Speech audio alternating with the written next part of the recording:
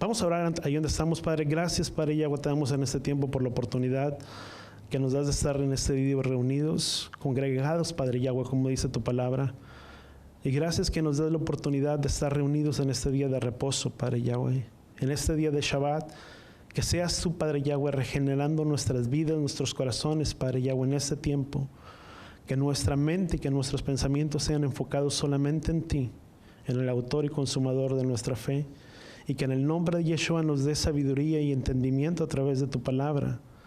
Y que abras nuestros oídos y nuestros corazones para poder escuchar y entender como los sabios, y que podamos entender, Padre Yahweh, tu palabra, tal vez de una manera diferente en la que la hemos visto, en la que lo hemos entendido, pero que a través de tu palabra seas tú hablándonos a cada uno de nosotros. Padre, gracias te damos en el poderoso nombre de tu Hijo amado Yeshua, y todos decimos amén y amén. Sabes, son dos porciones los de esta semana.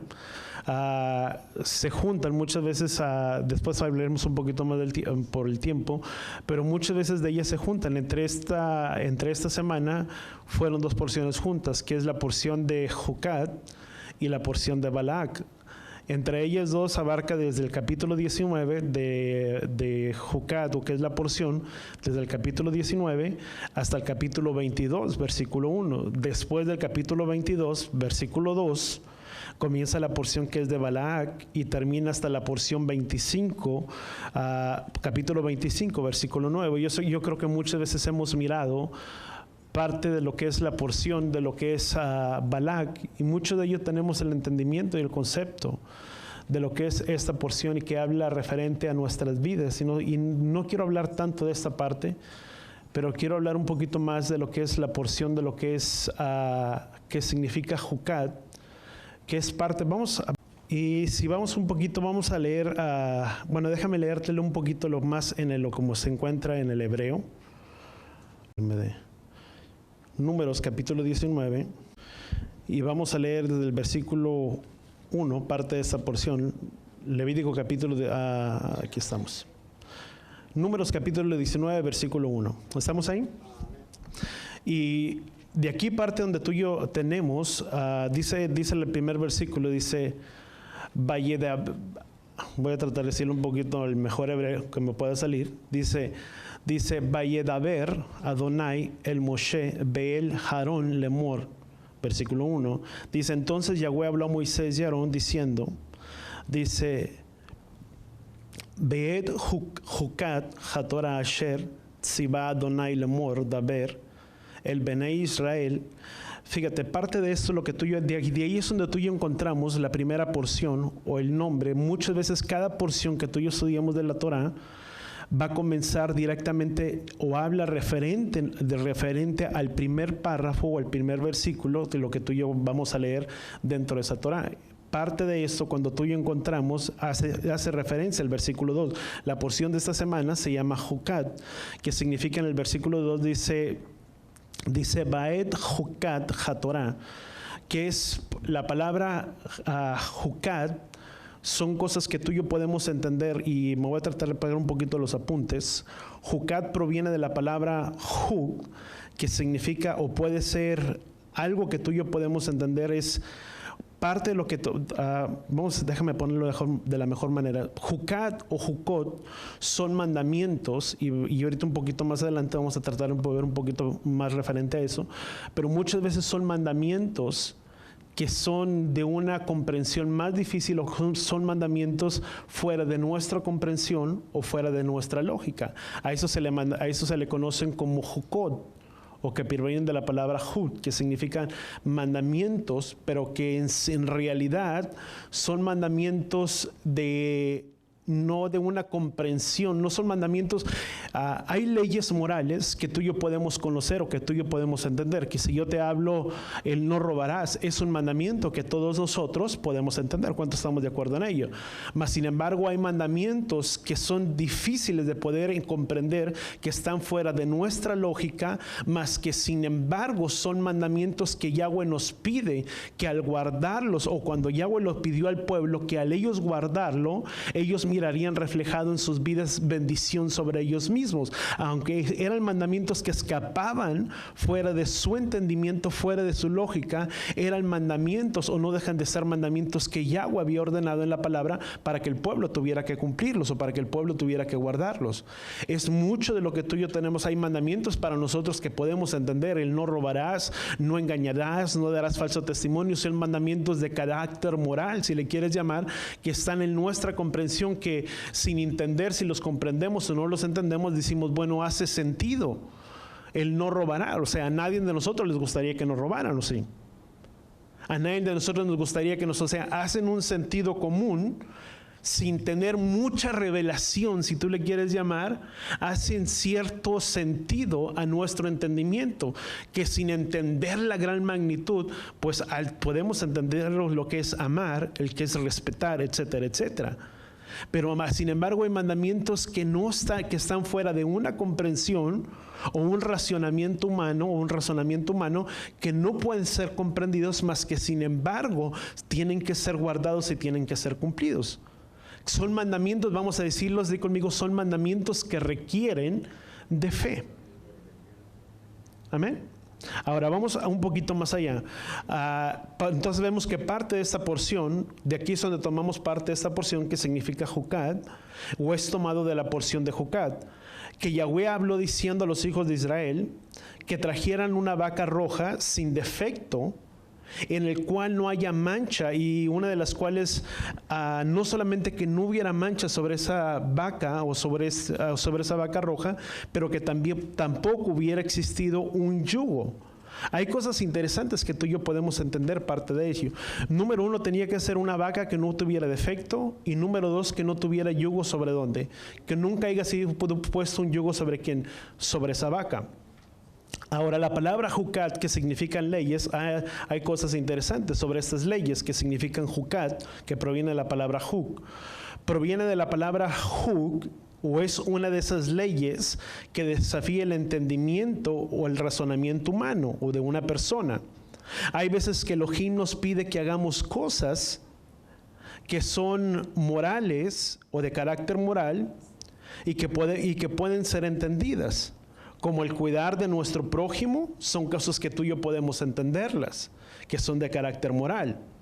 Hay otras que escapan o van fuera de nuestro entendimiento y necesitamos observarlas o guardarlas, o que implican fe, o que van implicadas, o que tiene que haber fe de nuestra parte para poder guardar esos mandamientos que son conocidos como Jucat. Ahora, ¿cómo deben de ser obedecidos? Número 1. ¿Por qué deben de ser obedecidos? Número 1, primeramente, porque son instrucciones que Yahweh dio para que las guardáramos. No es como si muchas veces venimos, déjame poner de esta manera, muchas veces venimos de un trasfondo en el que a veces queremos saber todo para poder guardar las cosas. Y si no lo entiendo, pues nada más digo no entendí, pero yo no guardo nada. Yo no sé cuántos, una vez lo dije y nadie se acordó de esta canción, no sé si alguien se acuerde, y no es tan viejita, pero yo me recuerdo, si no estoy mal, había una canción que dice, es que a Dios no hay que entenderlo, a Dios hay que obedecerlo.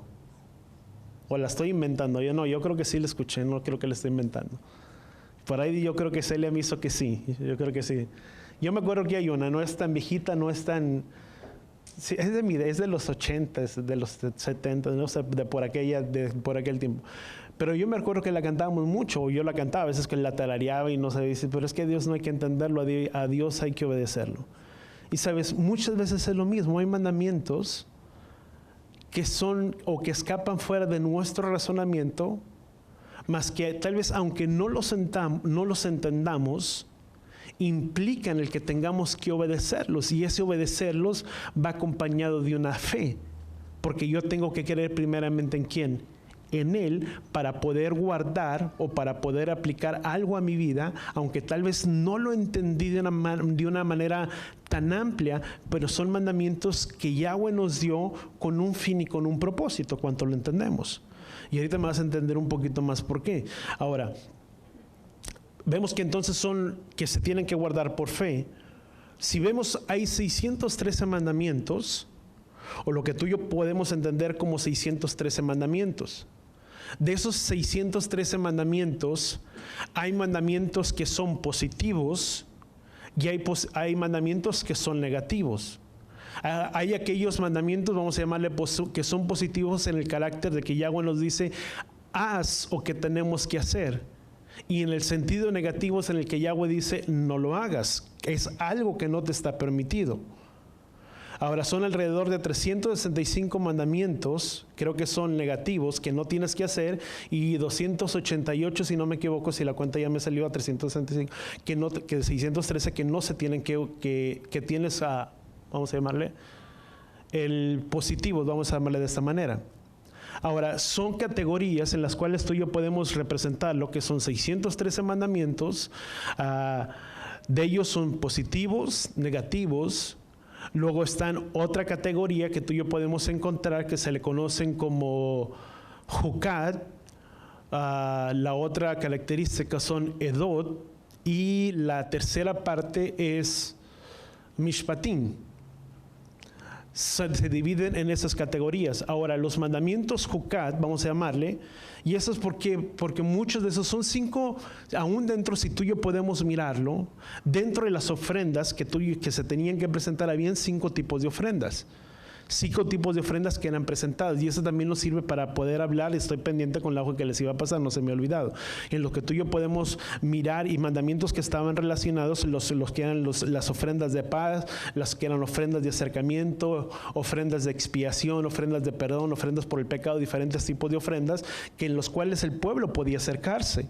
Y dentro de los mandamientos que tú y yo encontramos, el principal número 1 que encontramos, que significa Jukim o Jukot o Jukat, vamos a llamarle de esa manera, son aquellos que no son obvios, vamos a llamarle, son estatutos u ordenanzas ilógicas o irracionales, vamos a llamarle en esta manera. ¿Cuáles son, por ejemplo, esos que escapan fuera de nuestro razonamiento?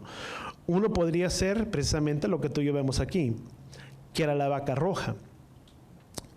¿Por qué tenía que ser roja? Podemos sacar un montón de significados y podemos tratar de tener y habla referente también a lo que es la vida del Mesías también, o a un paralelo a lo que es la vida del Mesías. Pero ¿por qué tenía que ser una vaca roja? O sea, para ellos que estaban, tuyo que tenemos al Mesías, bueno, lo podemos relacionar enfocado y vemos acontecimientos que sucedieron y lo relacionamos de referente a la vida del Mesías. Mas, sin embargo, para ellos eran mandamientos que tenían que guardar. ¿Por qué? Por fe, porque escapaba fuera de su razonamiento, fuera de su lógica. No había un por qué. O sea, ¿por qué tenía que ser roja y no de otro color? Porque había diferentes tipos de sacrificios que se podían presentar y cada uno tenía su concepto y para qué estaba establecido. Ahora, el segundo de ellos, si tú lo podemos llamar, las leyes Kashrut, las leyes alimenticias. ¿Por qué? Bueno, hay estudios que demuestran que el comer animales que son impuros son perjudiciales son nocivos, ¿verdad? Para el ser humano, que pueden acarrear ciertas consecuencias. Mas, sin embargo, mucha gente puede decir, bueno, es que pues si es comida, si es alimento, escapa fuera de nuestro razonamiento, fuera de nuestra lógica. Son leyes que se le conocen como leyes Kashrut, que significan los alimentos que son puros y los alimentos que son impuros. Y Yahweh lo dice, si tú los guardas, sería beneficioso ¿para quién? Para nuestro cuerpo, para nuestras vidas. Ahora, otro de ellos, mandamiento que tú y yo podemos encontrar cuando Yahweh le habla a Moisés y le dice, habla a la roca. ¿Por qué tenía que hablarle? O sea, ¿cuál es el significado del tenerle que hablar a la roca? Vemos que Moisés golpeó la peña y brotó agua. O sea, el propósito era de que a través de esa roca brotara y saliera agua para alimentar ¿a quién? Para alimentar al pueblo. Mas sin embargo, Yahweh dice, habla a la peña y a la roca. ¿Por qué simplemente no brotó agua sobre la roca? O sea, son mandamientos, otra característica que escapan fuera de nuestro razonamiento humano. Parte de la porción que tú y yo también estamos mirando era el tener que mirar la serpiente. El mirar la serpiente, ¿con qué fin? Sabemos que si miraban la serpiente era para que para poder sanar o para ser sanados. O que sucediera algo sobre la vida de ellos, pero era una ordenanza. Mas ¿por qué tener que observar a la serpiente? O sea, como que si le buscamos una lógica, tal vez no hay una lógica. Él puede decir, bueno, ¿por qué simplemente no lo sanó? ¿Por qué tener que mirar y observar a la serpiente? Y vuelvo nuevamente al punto. Podemos tener conceptos y mirarlo y hacerlo referente al Mesías. Mas, sin embargo, para ellos eran conceptos que escapaban, fueran de su razonamiento y fuera del concepto de una persona. Eso es lo que se comprende como las leyes Jocat, según la concordancia Strong 2776. Para los que les gusta apuntar ahí lo que es la concordancia Strong 2776. El siguiente de ellos son Edot. Según la concordancia 5707 de la concordancia Strong, significa testigo o testimonio. Son, vamos a llamarle, son como un tipo de testigos, vamos a llamarle. Es para decir algo o simboliza algo. Esos mandamientos servirían como un testigo o simbolizarían, o vamos a llamarle la palabra correcta, simbolizarían algo serían distintivos, vamos a llamarle, serían como un testigo que representan algo. Son aquellos que dan un sentido de identidad. Vamos a llamarle que en el sentido de que eran, la palabra Edot significa testigo o testimonio. En otras palabras, si tú y yo vemos la definición de ello, son mandamientos que sirven para ser como un testigo, di conmigo, o un testimonio. Los tzitzit, ¿cuál era el propósito de los tzitzit? Los tzitzit son de color que te los pones y van por dentro de la ropa, muchas veces por dentro, y los puedes traer por fuera o por dentro, pero serían como un recordatorio ¿para quién? Para el pueblo de Israel, de que el pueblo de Israel estaba en pacto ¿con quién? Con Yahweh, y que esos mandamientos o que esos tzitzit serían como un recordatorio que traerían ¿qué? Una identidad sobre la vida de la persona que los estuviera portando. Sabes, hay una historia, yo lo leía mientras buscaba parte de esto. Sabes, se encuentra que dentro de la historia del judío, una persona que creció dentro de lo que es la religión, vamos a llamarle judía, si pudiera utilizar la palabra, y creció dentro de la utilidad, pero llegó un punto en el que esta persona se apartó y se separó de los caminos del Padre. Mas, sin embargo, como parte de esa religión en la que él creció, se estaba acostumbrado o era una costumbre utilizar esos tzitzits. Y en ese apartarse del camino se unió a una mujer en una relación ilícita. Y según cuenta la historia, que mientras este hombre se estaba quitando su ropa para tener una relación ilícita, la mujer vio los tzitzits que este hombre traía y le dicen, bueno, dice, ¿y qué es eso que tú cargas? Y le dice, es que es parte de mi tradición y es parte de la cultura donde yo crecí. Y él siguió y esta mujer le insistía y le dice, bueno, pero ¿qué significado tiene eso que tú estás haciendo? O sea, el cargar los tzitzits. Y para resumirte la historia, le dice, es que es como un recordatorio de que tenemos mandamientos y es parte de nuestra identidad como pueblo de Él, en el que si los cargamos, la presencia de Dios está sobre nuestras vidas. Y la mujer le dice, ¿te das cuenta de lo que tú estás diciendo? Que Dios está en medio de nosotros y lo que estamos haciendo es algo ilícito. Y sabes, esos tzitzit sirvieron para recapacitar o para entrar en razón de que no cometiera ese acto de pecado. Sirven, si tú le quieres llamar, sirven para traer una identidad. Quien los porta, puedes entender que no es de ninguna otra religión, sino quien los porta y los trae es un indicativo de que está unido a ¿quién? A Israel. Los mandamientos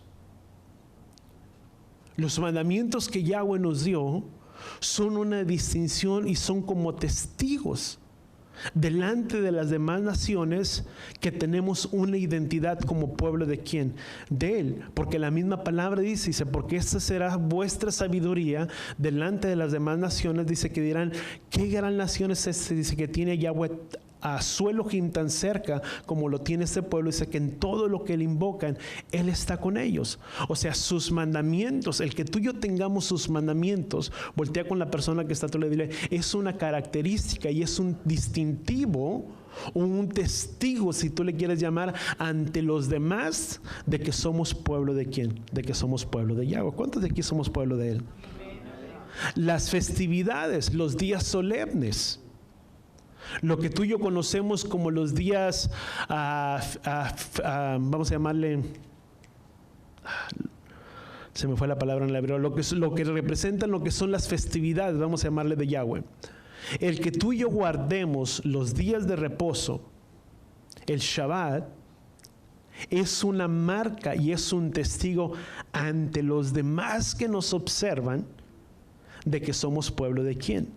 De que somos pueblo de Yahweh, porque ninguna otra nación guarda el día de reposo, porque la palabra dice que eso sería como una señal entre Elohim y su pueblo, en el que guardaríamos ese día de reposo y seríamos conocidos entre todos los pueblos. ¿Sabes? Es una distinción y es una marca que nos caracteriza, o que es como un testigo que somos parte del pueblo de Yahweh. Fíjate lo interesante, o sea, el estar reunidos aquí es parte de esos mandamientos, si tú le quieres llamar, que están reflejados, que unos son Jucat, otros que son Edot, que son como un testimonio delante de los demás de que estamos en pueblo con ¿quién? Que estamos en pacto con Yahweh. Los 10 mandamientos son una característica de que estamos o como un testigo que estamos en pacto con ¿quién? Con Yahweh, porque los mandamientos de Yahweh son nuestra norma y nuestro estilo de vida, los que gobiernan nuestra manera de vivir, que no son los mandamientos del mundo, sino son los mandamientos de Yahweh quien gobierna nuestra vida, que al guardarlos y al cumplirlos seríamos un pueblo bendecido por Él. Es una distinción y es una marca ante los demás, di conmigo, que estamos en pacto con Él. Ahora, hay muchos que tú y yo pudiéramos, son mandamientos, vamos a llamarle, que son testigos o que delatan quiénes somos. O sea, al guardarlos y el cumplirlos, o sea, esos mandamientos nos delatan. ¿Por qué guardas el día de reposo? ¿Por qué guardas sus mandamientos? ¿Por qué guardas las festividades? ¿Por qué utilizas los tzitzit? ¿O por qué es esto? Porque es una distinción o es algo que nos delatan, si tú le quieres llamar. ¿Quién eres? Di conmigo, y el quiénes somos, di conmigo, nos habla de una identidad. El guardar todas estas cosas es una identidad para nuestras vidas, de quién tú y yo somos delante de Yahweh, no solamente delante de Yahweh, pero quién somos delante de este mundo. Son nuestra norma, son nuestros estilos, son nuestra manera de vivir, son la manera de conducirnos. Porque es una manera o es una característica en el que no nos asimilamos, y son sus mandamientos, o esos mandamientos vienen a ser nuestra identidad. Significa que esto nos define y por consecuente no nos asimilamos ante las cosas de este mundo. ¿Cuánto lo entendemos? Sabes, el mundo vive de una manera. ¿Cuántos entendemos eso? El mundo vive de tal manera, amados, que muchas veces la manera en que el mundo te enseña el que tú tengas que sobresalir es ser injusto en tus ventas, si tú le quieres llamar. La palabra dice, no agregarás medidas falsas. O sea, en otras palabras, no venderás algo de lo más de lo que vale. Eso nos habla de ser justo en nuestra manera de vivir, en nuestro trabajo, en nuestra manera de relacionarnos, en la manera en la que nos conducimos. Ahora, muchas otras características que tú y yo podemos mirar que nos definen. O sea, el mundo, hay un dicho entre el mundo, dice: el que no tranza, no avanza. La única manera en que tú tienes que sobresalir es siendo corrupto como todo el demás sistema, para que tú puedas sobresalir y que tú puedas prosperar y salir adelante. Y muchas veces las leyes que gobiernan este mundo, si tú le quieres llamar, te dan las facilidades para que tú puedas mentir y tú puedas adquirir un poco de provecho. ¿Cuánto lo entendemos? Porque el mundo se presta. Yo te voy a decir muy a nuestra vida, o sea, te estoy hablando hace 2 años, si no me acuerdo que fue hace 2 años. Fuimos a hacer nuestra declaración de impuestos y en aquel entonces, pues ahorita ya no, pero antes si no tenías seguro, pues te multaban. Y cada vez que íbamos a hacer nuestra declaración, pues era una multa que pues ya iba pensando yo de seguro la multa y a ver cuánto nos puede llegar. Y pues en ese entonces no teníamos, sí ya teníamos a Daniel. Pero el chiste, para no hacerte la historia muy larga, nos dijo, bueno, es que si declaran así de esta manera, dice, pues les va a llegar muy poco. Y ella decía, es que es muy injusto, dice, que otros reciban, y nos aventó una historia muy larga. Dice, pero nada más les va a llegar por el niño, etcétera, etcétera, y va a ser cierta cantidad. Dice, pero si ustedes declaran que están separados, dice, tú pagas una multa. O sea, dice, tú pagas una multa, dice, pero ella, como es madre soltera o separada, dice, ella va a recibir más, y como tiene el niño, dice, va a recibir una cantidad. Así dice, y con lo que le den a ella pagas tu multa y les queda todavía. Dice, tú no tienes que afirmar, yo hago todo. Dice, ¿qué piensan? Le digo, no. Dice, ¿seguro? Le digo, no.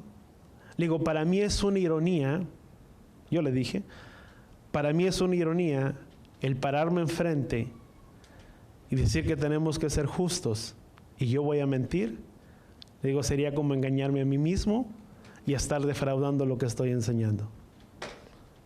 Y dice, bueno, pero sabes, y te lo estoy poniendo no hablando mal de esta persona, pero te lo doy en el sentido de que muchas veces el mismo gobierno, si tú le quieres llamar, te incita a que tengas que hacer otras cosas para que tú puedas verte beneficiado. Mas sin embargo son cosas que no le agradan ¿a quién? Al Padre. Y son cosas que muchas veces tienes que poner en balanza.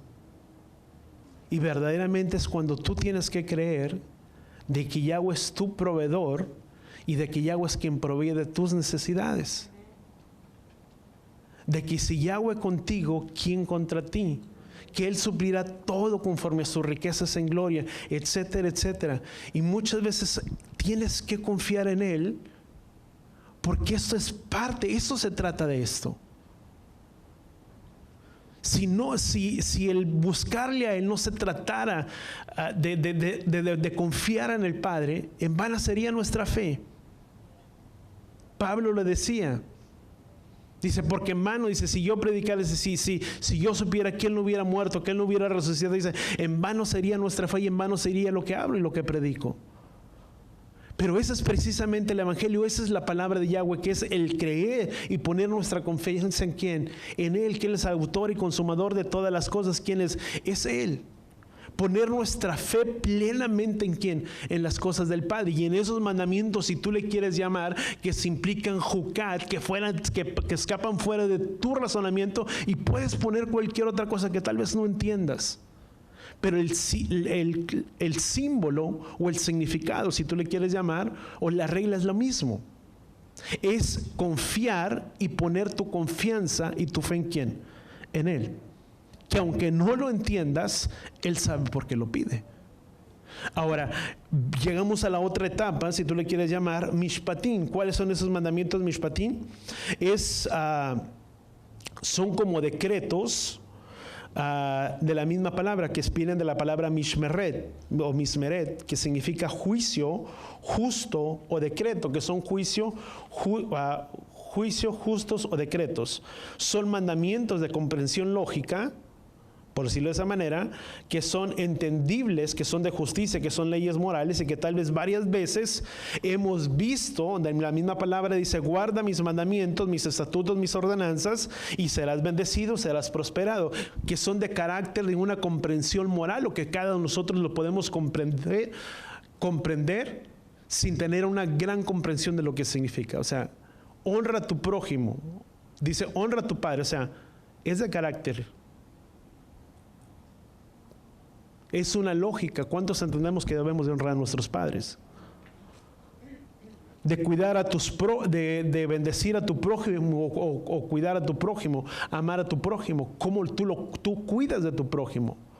No codiciando lo que tu prójimo tiene, no robando a tu prójimo, no dando falso testimonio a tu prójimo, son de carácter moral que pueden ser fáciles de poder comprender o que hemos visto que si los guardamos y los obedecemos, Yahweh nos bendice. Mis estatutos y mis ordenanzas, Mishpatim, son leyes de una relación de caridad o de cuidar al prójimo, de no robar, de no asesinar, de no engañar.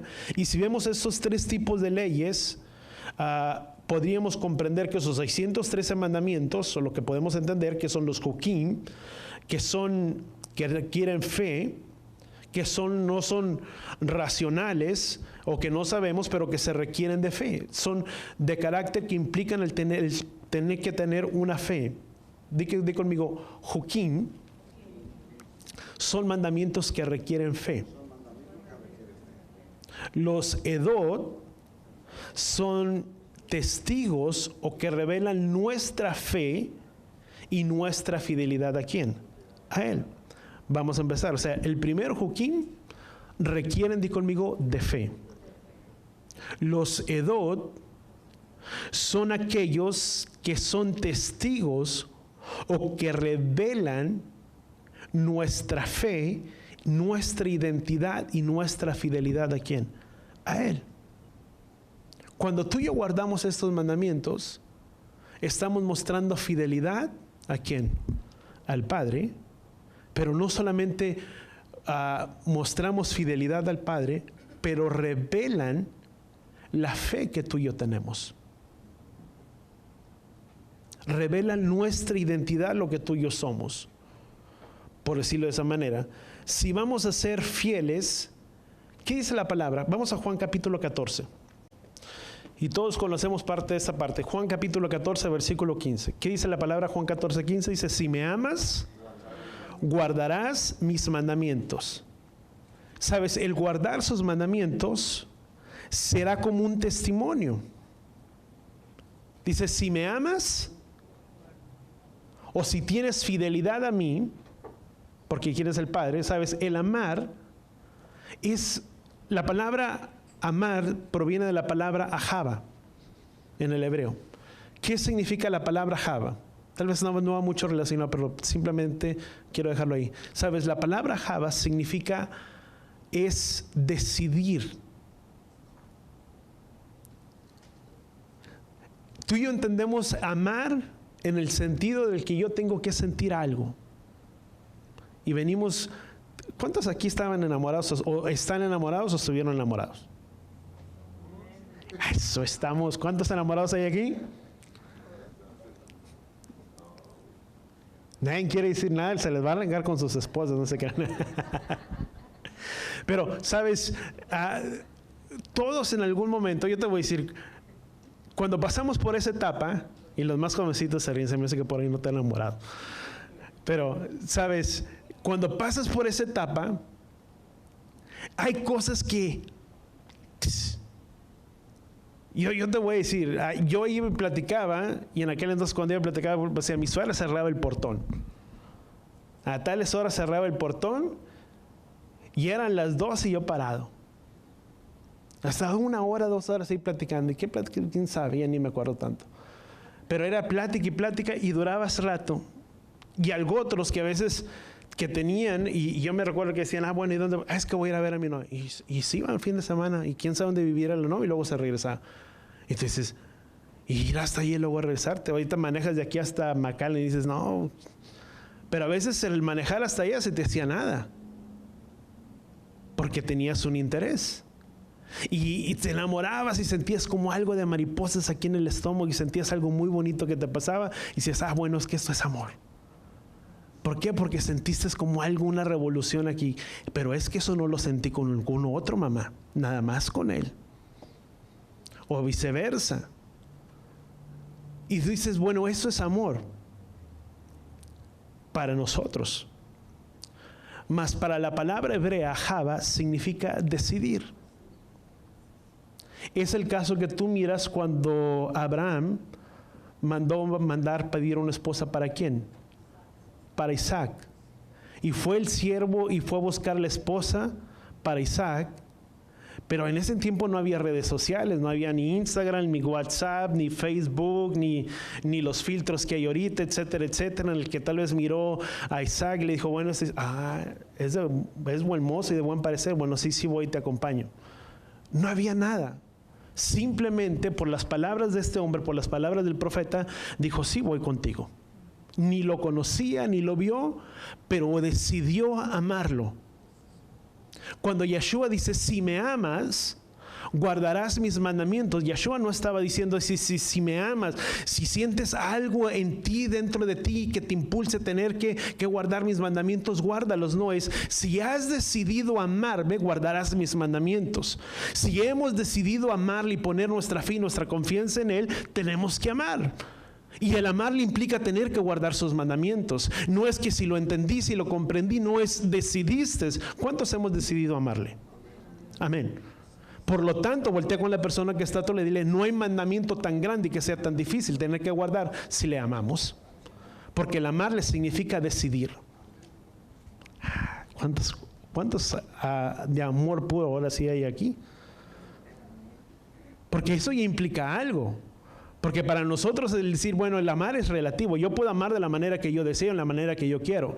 Pero el amar implica lo que Yeshua estaba diciendo. Si me amas, dice, guardarás mis mandamientos. En otras palabras, si has decidido amarme, seguirme, guardarás mis mandamientos, porque mis mandamientos no son gravosos.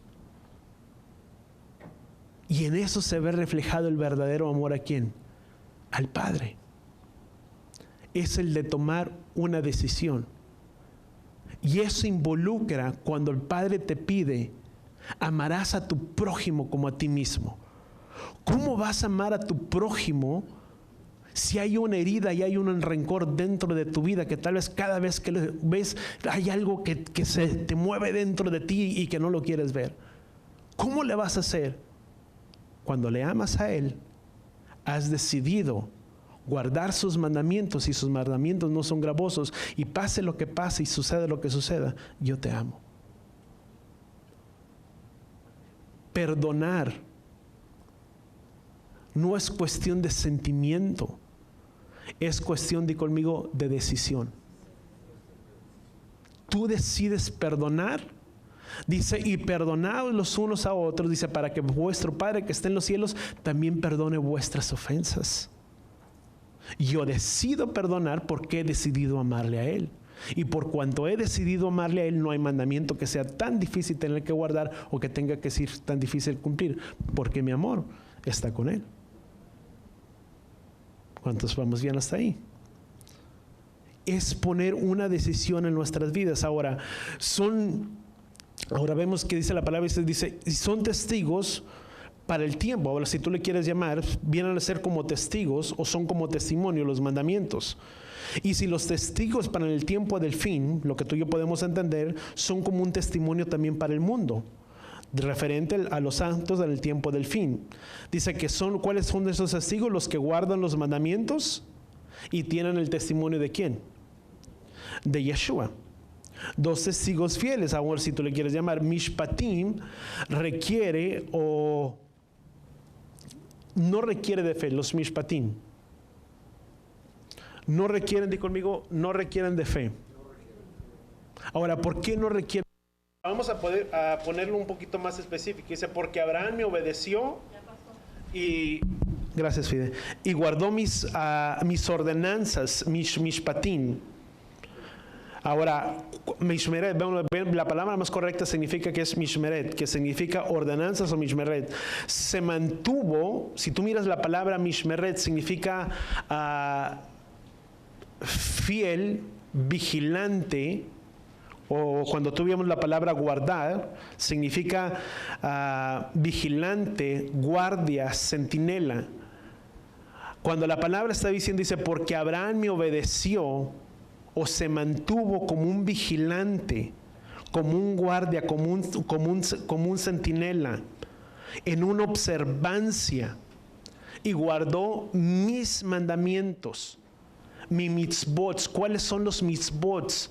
Son los 613 mandamientos que tú y yo podemos encontrar. Eso se le conocen como mitzvot, todos los mandamientos.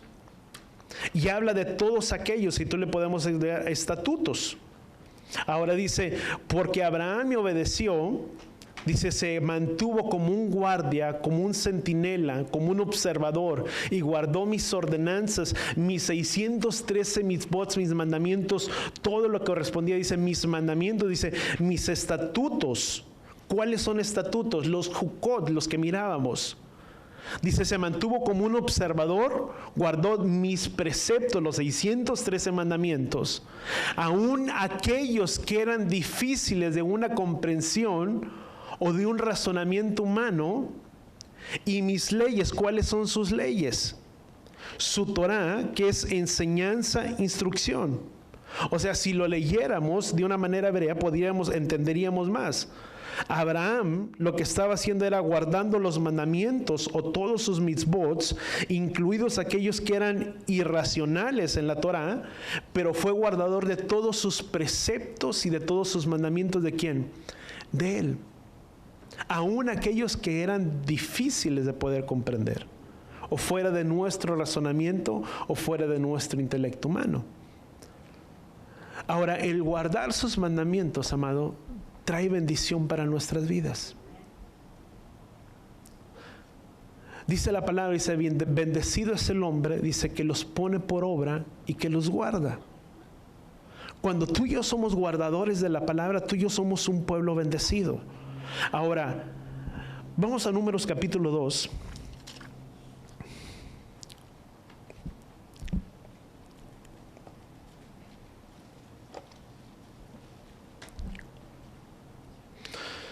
Ahora, entendiendo que sus mandamientos son de bendición para nuestra vida, que al guardarlos, al aplicarlos y ponerlos por obra, traen bendición a la vida de cada uno de nosotros.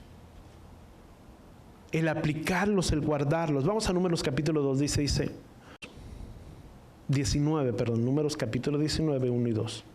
Perdón.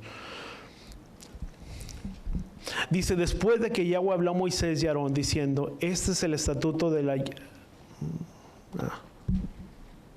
¿Estamos ahí? Dice, ay padre, se me movió. Dice, después de que Yahweh habló a Moisés y a Aarón diciendo, dice, este es el estatuto de la ley que Yahweh ha ordenado diciendo, di a los hijos de Israel, dice, que traigan una novilla alazana sin defecto, que no tenga manchas, dice, sobre el cual nunca haya sido puesto yugo. Dice, ¿sabes? Eso simboliza principalmente ¿quién? ¿O habla referente a quién? A Yeshua.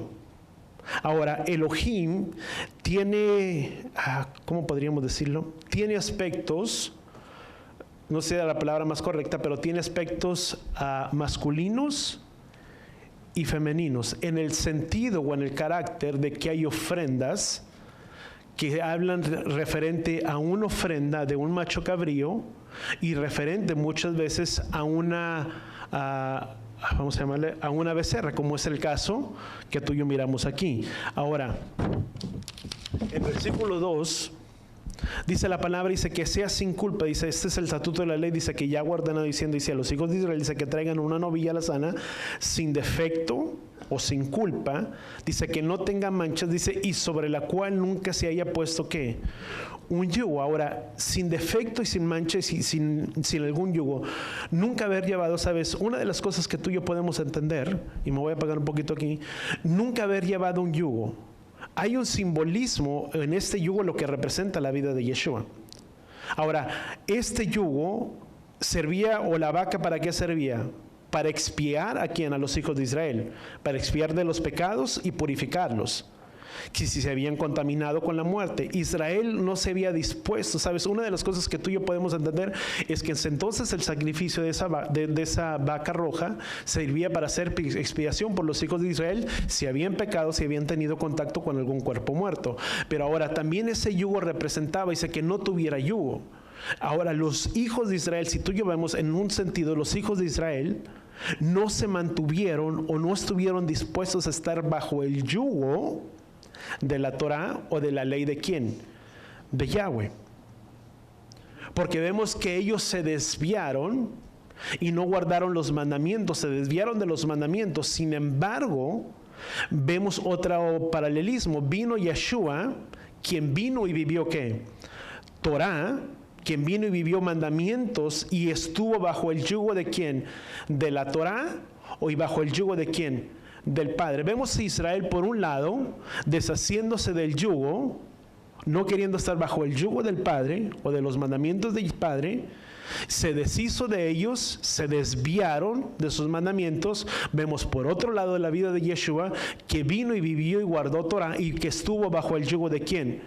De los mandamientos del Padre, vamos a llamarlo de esa manera. Sin embargo, Yeshua vino y guardó los mandamientos, estuvo bajo el yugo de la Torah. Y la ley de Elohim, vamos a llamarle, dice, pero no bajo la autoridad o de los mandamientos de ¿quién? De los hombres. Ahora vamos a ver una cita, vamos a Mateo capítulo 23. En otras palabras, no llevó consigo, Yeshua no llevó consigo el sistema del hombre o de las tradiciones de los hombres que eran reconocidos como takanot y que fueron leyes agregadas por ¿quién? Por los rabinos. Vuelvo a ponerlo en un paréntesis. Israel deshaciéndose del yugo, Yeshua viniendo a estar bajo el yugo de la Torah, de los mandamientos del Padre, mas no de quién, de los hombres que habían hecho agregaciones a quién, a los mandamientos del Padre. Ahora, Mateo capítulo 23, versículo 1, dice, entonces Yeshua habló a la muchedumbre y a sus discípulos diciendo, dice, los escribas y los fariseos se han sentado en la cátedra de Moisés. Dice, de modo, dice, que haced de observar todo lo que les digan, pero no hagan conforme a sus obras, dice, porque ellos dicen y no hacen. Atan cargas pesadas y difíciles de llevar, dice, y ponen sobre sus espaldas, dice, y sobre los hombros, dice, pero que ni ellos mismos con un dedo quieren moverlas, dice, sino que hacen todas las obras para ser vistos por ¿quién? Por los hombres. ¿Qué es lo que ya estaba haciendo Yeshua? Vemos que entonces Yeshua no se puso bajo el yugo de la autoridad de ¿quién? Del hombre o del sistema del hombre, sino que estaba bajo el yugo de la autoridad de ¿quién? De Yeshua.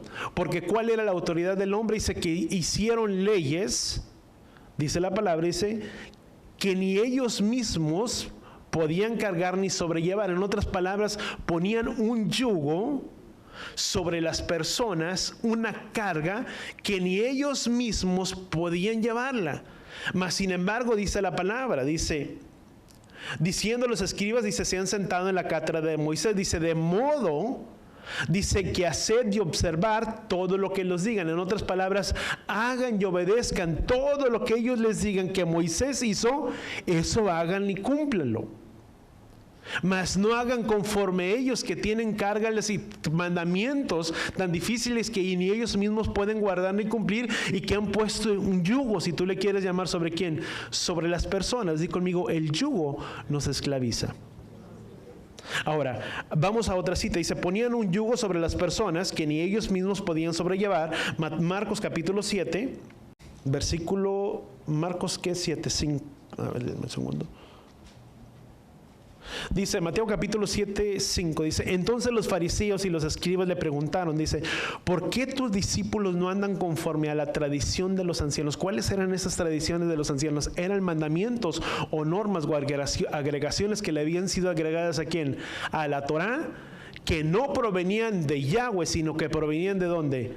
Del hombre. Ahora, dice, porque tus discípulos no andan conforme a la tradición de los ancianos, dice, sino que comen con las manos inmundas. O sea, aparte de esas tradiciones, era que tenías que lavarte las manos. Bendito eres tú, Hashem, que nos has ordenado el lavamiento de las manos. Nosotros podemos decir, bueno, pues es por higiene, pero este era un ritual.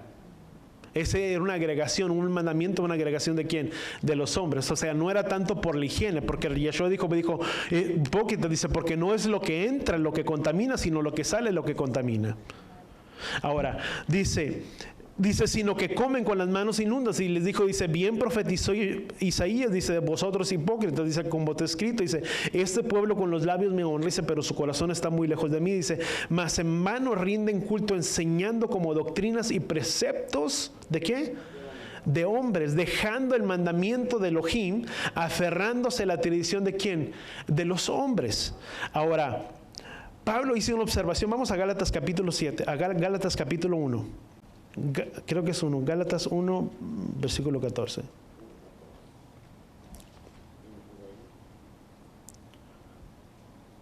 Dice, versículo 13, dice, porque vosotros han oído, dice, acerca de mi antigua manera de vivir, dice, en el judaísmo, en cuan desmedidamente perseguía yo a la iglesia de Elohim y trataba de destruirla, dice, y como yo aventajaba en el judaísmo a muchos de mis compatriotas, dice, contemporáneos, mostrando mucho más celo por las tradiciones de mis antepasados. Dice, pero cuando Yeshua me apartó desde el vientre de mi madre, dice, y me llamó por su gracia y se tuvo bien y revelar a su Hijo, dice, en mí para que yo anunciara entre los gentiles, dice, no consulté enseguida, pero vemos que es por sangre y carne. Pero ¿qué es lo que Pablo estaba diciendo? Dice, yo mismo practicaba estas cosas. Dice, y tenía el celo entre mis contemporáneos. Y tenía más celo por la doctrina, si tú le quieres llamar, o por la práctica de los hombres, que por la ley ¿de quién? De Yahweh. Ahora, ¿qué significaba esto? Santiago dice, vamos a Santiago capítulo 1. Sí, mira lo que dice Santiago capítulo 1, 25. Dice, pero dice, el que mira atentamente a la ley perfecta, dice, la ley de la libertad y permanece en ella, dice, no habiéndose vuelto un oidor olvidadizo, sino que es hacedor eficaz, este será bienaventurado. Entonces dice la palabra, en todo lo que hace. Déjame poner un paréntesis aquí en medio de ello. Dice, el que mira la ley perfecta de la libertad. ¿Cuál es esa ley perfecta? Di conmigo, es su Torah. Dice la palabra, conocerás la verdad y la verdad los hará libres. ¿De qué libertad? Dice, conocerás la verdad y la verdad los hará libres del yugo, de la esclavitud, ¿de quién? De los hombres. Yeshua dijo, dice, por tanto tomar mi yugo, que es ligero, y ligera mi carga. ¿Qué representaba esa vaca roja, si tú le quieres llamar, que no debía presentar sin mancha? ¿Sabes? Hace referencia a la vida de quién? De Yeshua, que no estuvo bajo el sistema del hombre, de un yugo de esclavitud, de opresión, sino que siempre estuvo sometido bajo el yugo de quién? De la Torah. Di conmigo, que trae libertad a nuestras vidas. Cuando si tú y yo verdaderamente queremos ser libres, ¿qué es lo que tú y yo necesitamos? Tomar su carga, que es ligero, y ligero es su yugo. Y eso trae libertad ¿a quién? A nuestras vidas. Ahora, esto representa 5 minutos y ya. Vamos al versículo 3, dice, Números capítulo 19, dice, y le darás al sacerdote Eleazar, dice, y él la sacará fuera del campamento y se será degollada y en su presencia. Ahora, Eleazar, ¿quién era? Eleazar era hijo de ¿quién? De Aarón. Segundo sacerdote, si pudiéramos llamarlo. ¿Por qué vamos a decir por qué el segundo sacerdote? Porque recordemos que a Nadab y Abiú, ¿qué pasó con ellos? Murieron. Por lo tanto, el tercero en la línea, ¿quién vino a ser? Eleazar. Y a él vino a ser, debido a que sus hermanos murieron, por ofrecer fuego extraño delante de la presencia del Padre, vinieron y recordemos cómo, bueno, entonces murieron y trajeron fuego extraño delante del templo. Entonces, ¿quién era el que tenía que presentar ese sacrificio? Recordemos que estaba Aarón. Pero recordemos que el sacrificio de esta vaca servía para hacer expiación por los pecados del becerro de oro, para hacer una limpia y una purificación sobre el pueblo. Pero ¿quién había sido contaminado? Recordemos que Aarón, que era el sumo sacerdote, se contaminó porque Aarón fue el que presentó ¿qué cosa? El oro, para que el oro fuera consumido, fuera quemado, para que por medio de ese becerro de oro dijeran, este es nuestro Dios que nos sacó de la tierra de Egipto. Ahora, tuvo que levantar o tuvo que ser esta vaca roja como un simbolismo de la misma manera, pero lo único que podía tener que sacrificar, que podía sacrificarla, ¿quién era? Era el sacerdote, Aarón, pero Aarón se había contaminado, por lo tanto, ¿quién tenía que hacer? Eleazar, que era el segundo en quién, en turno, y tenía que ser sacrificado. Dice, entonces el sacerdote se tomará, dice, con su dedo, dice, de la sangre y rociará un poco, dice, de la sangre, dice, hacia el frente de la tienda, dice, de reunión 7 veces. Ahora, ¿sabes? Hay algo muy interesante. Si esto siempre habla referente a lo que era la vida de Yeshua o de la vida del Mesías, hay 2 tiempos y 2 épocas. Estaba el Israel en el tiempo del desierto, en Israel en el desierto, y la segunda etapa cuando vinieron y entraron a la tierra y se puso sobre Jerusalén el lugar donde Yahweh había puesto su nombre para hacer morar ahí su nombre. En la historia del segundo templo, había un lugar, aun cuando Yeshua muere, dice que la vaca tenía que ser llevada fuera de ¿dónde? Del campamento. Yeshua cuando murió tuvo que ser llevado fuera de las murallas de Jerusalén, hacia un lugar, hacia el Monte de los Olivos que estaba hacia enfrente de aquel lugar, donde era un paralelismo, donde él estaba el oriente, se le conocía aquel lugar como la puerta, era llamado la dorada o la puerta dorada, creo que tenía un nombre. Exactamente. Pero era como era de oriente a occidente, era como una línea que en el lugar que había sido sacrificado, dice la palabra, dice que cuando el sacrificio era hecho, dice, tenía que rociar hacia el frente de ¿dónde? Del altar, donde se encontraba el arca o la presencia de ¿quién? De Yahweh. Eso era en el Israel, en el tiempo en el desierto, pero una vez que vinieron y se construyó el segundo templo, ¿sabes? Había una entrada en el cual se le conocía como el Valle de Cedrón, que era un lugar que estaba, pero había un puente que conectaba hacia el otro lugar, porque en aquel lugar se estaban los cuerpos o tumbas de muchos que habían muerto y que se hablaba o se decía que eran aquellos que estaban esperando la resurrección de los muertos cuando Yeshua viviera, o cuando Yeshua resucitara, o cuando Yeshua viniera, vamos a llamarle de esta manera. Ahora era un puente que conectaba. Ahora ellos no podían transcurrir por ese puente, porque el transcurrir por abajo, porque le habían entrado en contacto, ¿qué es lo que pasaría? Entraban en contacto con un cuerpo muerto, y al entrar en contacto con un cuerpo muerto, ¿qué es lo que dice la palabra? Que tenían que esperar que 7 días, y después de 7 días, o sea, era un parar. Y ¿sabes qué es lo más interesante? Cuando Yeshua muere, dice la palabra, dice que siempre había esa conexión. Cuando Yeshua fue crucificado, y eran como una línea, si tú le quieres llamar, que trazaba, porque recordemos que el sacrificio tenía que ser hecho hacia dónde, hacia el frente de donde se encontraba el altar. O sea, estaba lo que era el lugar santo, el lugar santísimo, el lugar santo, el lugar del atrio. Salías de las puertas del atrio y transcurrías o pasabas por ese lugar y te encontrabas hacia enfrente, el lugar del Monte de los Olivos, donde Yeshua fue crucificado. Ahora, con la muerte de Yeshua, el sacrificio, cuando el sacrificio se hacía, ¿hacia dónde tenía que apuntar? Hacia enfrente, donde se encontraba la presencia. Era como decir que Yahweh miraba a través del velo, o de ese velo, el sacrificio que se estaba haciendo.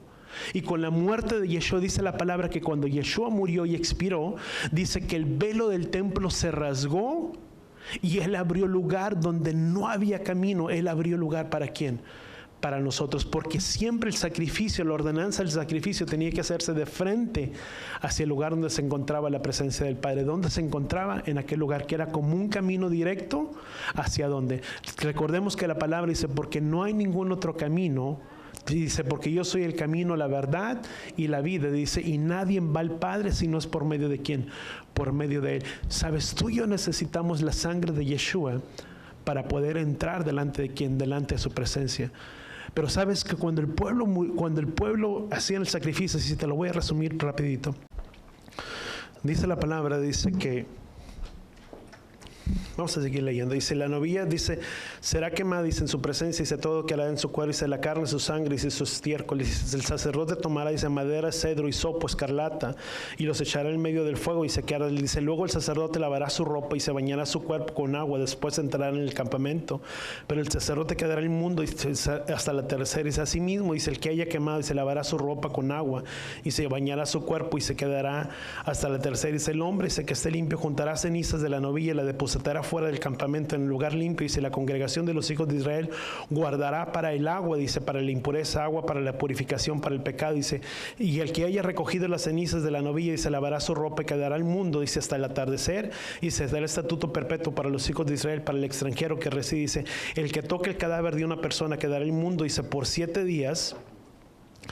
Dice, y aquel que purifica, dice, a sí mismo y su inmundicia, dice, con agua, dice, el tercer día y el séptimo día, dice, entonces quedará limpio, dice, pero si no se purifica a sí mismo, dice, el tercer día y el séptimo, dice, no quedará limpio. ¿Sabes?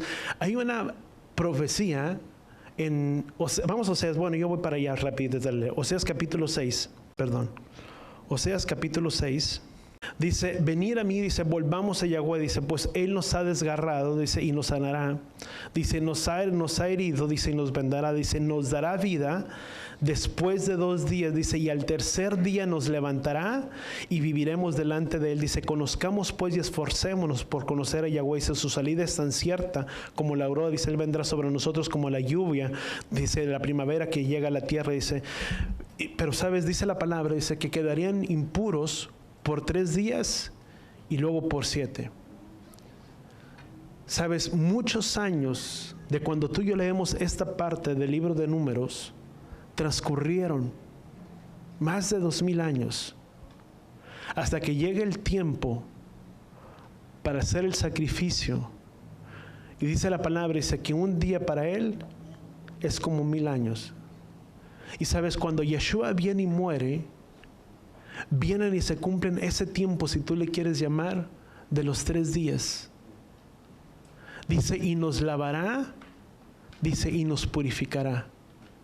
Pero es hasta el 7º día, dice, donde vendría una purificación completa. ¿Sabes? Eso nos habla del tiempo cuando Yeshua venga y reina sobre esta tierra. Es algo profético que tú y yo vemos, no solamente con la vida de Yeshua, sino en tiempo futuro. ¿Qué es lo que vino y pasó? Ezequiel capítulo 37. Vinieron y recobraron fuerza, dice, y fueron agregados, dice, carne sobre los huesos secos de ¿quién? Sobre Israel. Todos nosotros, después de la muerte de Yeshua, tú y yo venimos a cobrar ¿qué? A cobrar vida. Pero nuestra redención y nuestra purificación completa hasta el tiempo de ¿quién? Cuando Él venga y reine, el tiempo de ¿quién? Del milenio. Y sabes, eso nos habla mucho. Y sabes, el sacerdote tenía que apuntar y rociar la sangre hacia el frente del altar. Y era una ordenanza. Si tú puedes leer muchas citas del libro de Hebreo, dice que cuando Yeshua murió, Yeshua vino y estaba, si tú le quieres, porque era una ordenanza. Que todo sacrificio tenía que ser hecho frente a muchas citas en el Antiguo Testamento y aún en el libro de Hebreos capítulo 13, del 10 al 13, nos habla referente a que todo sacrificio tenía que ser que delante y apuntando directamente hacia donde, hacia el templo. No era atrás, sino era ¿quién? Hacia el frente. Sabes, con la muerte de Yeshua, amados, Él vino y abrió un lugar donde tú y yo no podíamos entrar y no podía haber un acceso, sino que por medio de la muerte de Yeshua, Él abrió un camino donde no había camino para que tú y yo pudiéramos tener una relación ¿con quién? Con Él.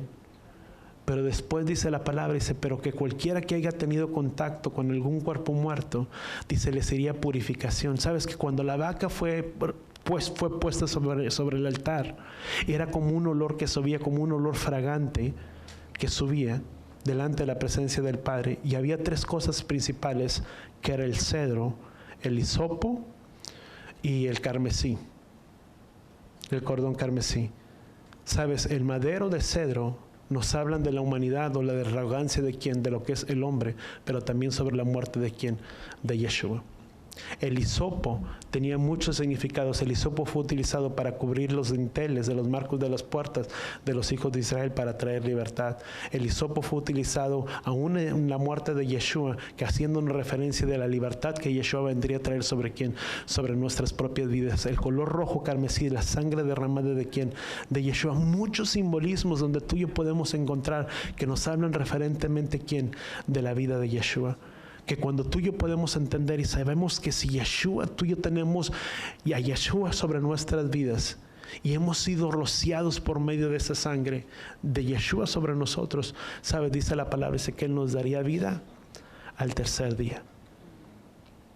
Y sabes, tú y yo podemos dar gracias al Padre porque nos ha dado vida, porque tú y yo estábamos muertos en nuestros delitos y pecados y en nuestras transgresiones, pero por medio de la muerte de Yeshua, Él nos dio y nos trajo vida, ¿a quién? A cada uno de nosotros. Y esperamos y aguardamos por nuestra redención en el tiempo futuro. ¿Cuántos damos gracias al Padre por ello? ¿Cuántos damos gracias por la libertad que Él ha traído sobre nuestras vidas? Amén. Vamos a orar ahí donde estamos, Padre. Gracias, Padre Yahweh, te damos por tu palabra, por tu enseñanza en nuestras vidas. Gracias por la redención, Padre Yahweh, que has traído. Que tú hablas desde mucho tiempo, Padre Yahweh, desde tiempo de antaño. Y lo que muchos desearon mirar, oír y escuchar a través de las Escrituras. Y murieron, Padre Yahweh, como hombres de fe, anhelando y desear, Padre, lo que nuestros ojos han visto y han contemplado. Y desearon mirar, Padre Yahweh, no solamente la venida del hombre, Padre Yahweh, sobre esta tierra como el Mesías sufriente. Nuestros ojos, Padre Yahweh, lo han visto, no lo contemplaron de manera directa, pero el sacrificio y la obra redentora, Padre Yahweh, la has hecho sobre nuestras vidas. Gracias por esa sangre que fue derramada, gracias por ese cordero, por ese vaca, Padre Yahweh, que fue sacrificada, pero que no solamente sirvió como un aroma fragante delante de tu presencia, como dice Gálatas capítulo de Efesios capítulo 5 versículo 2, como fragante aroma delante de tu presencia, sino que por medio de ese sacrificio tú nos has purificado y tú nos has lavado nuestras vidas. Que a través de esa sangre derramada tú has traído purificación de nuestras vidas y de nuestros pecados. Pero que sobre todas las cosas, Padre, con la muerte de Yeshua, juntamente con Él morimos, pero juntamente con Él somos vivificados.